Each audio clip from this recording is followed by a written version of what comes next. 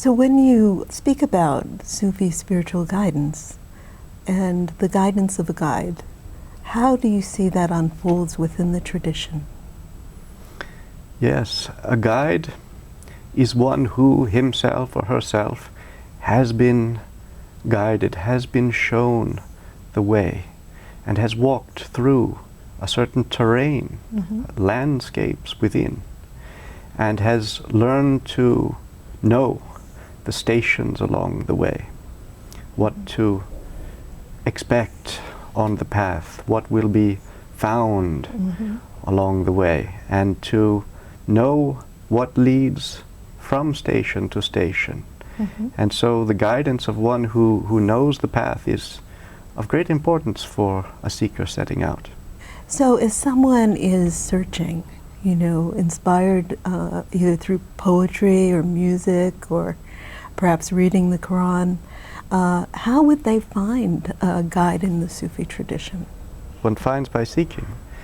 And if one sincerely, truly and sincerely desires guidance and wishes most sincerely to find the one who is to guide you, you will find that one. And it requires to go and look and to see where is the one who, it should be one who has himself or herself the blessing of a lineage, one who has himself or herself been guided and has been blessed to guide others.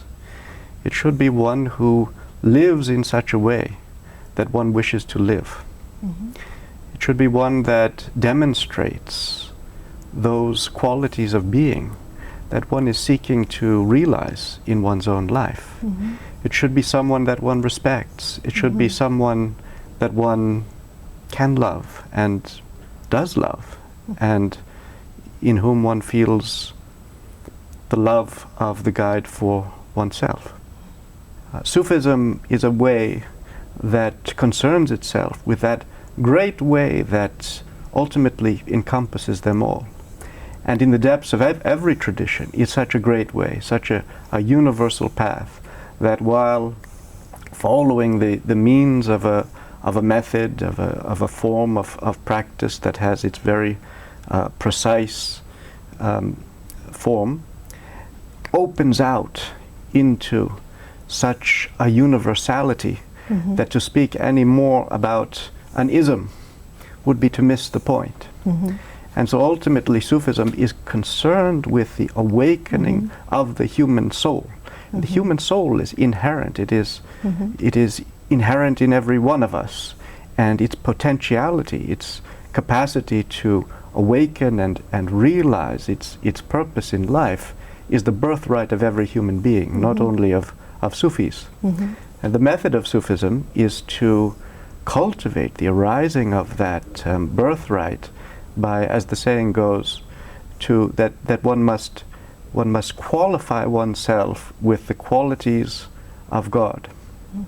And the guide is sometimes called a dresser of brides, one who prepares the seeker to be wedded to God, to make the seeker beautiful for that meeting and that union which is to come.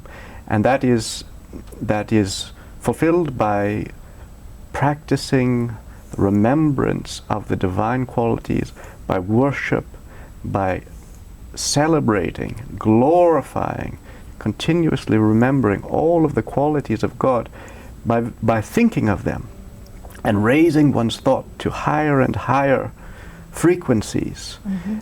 It is a means whereby one is oneself imbued by the touch of that which one invokes. One surrounds oneself in prayerful recollection, and thereby those qualities find an entry into this world through one's remembrance.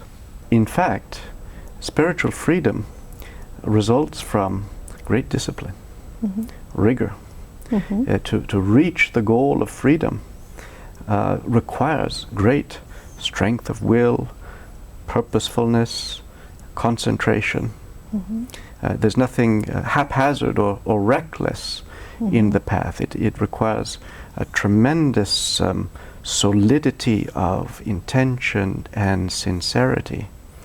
But that rigor, that discipline opens out into a freedom which is the freedom of the soul, which is different from the freedom of the ego is the idea that anything I do is equal to anything else I might do, that anything is equally acceptable, and that is the freedom that is that causes the conflicts, the degradation, the environmental destruction that we see all around us in this world. This sense of entitlement, the little ego's desire to obtain every satisfaction, to indulge every appetite, and that isn't freedom.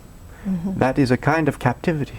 That is a kind of conditioned way of being that confines the soul within a very narrow imprisonment. And the freedom comes when the heart opens, when one discovers sympathy, respect, understanding, one's connectedness with everyone, with everything, one's ultimate groundedness in the divine life, and how everything is owed to the one to whom we belong, and everything is due to the one to whom we belong. Then one is free. Each next step shows something more. It might begin with something as simple as a stiff neck. One's neck hurts, and so one feels the need to learn how to relax. And so one learns to breathe in a certain way. One learns to practice calmness. And this becomes a step toward something else. A first step is that we attend to our limitations. We feel there's a wound there, a wound in the heart, a wound in the psyche.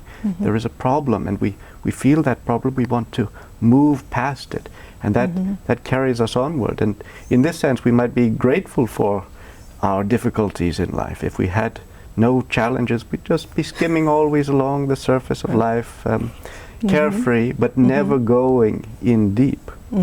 So oftentimes it's the sense of something missing, or something amiss, or a disturbance that leads one to seek for peace.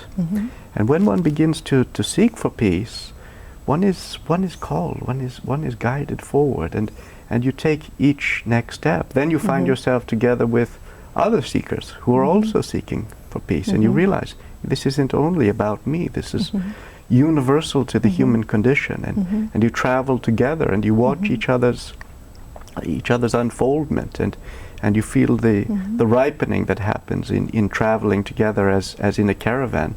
And after a time you will begin to realize it isn't only your brothers and sisters in this order, in this lineage, but in fact all people are seekers on life's path.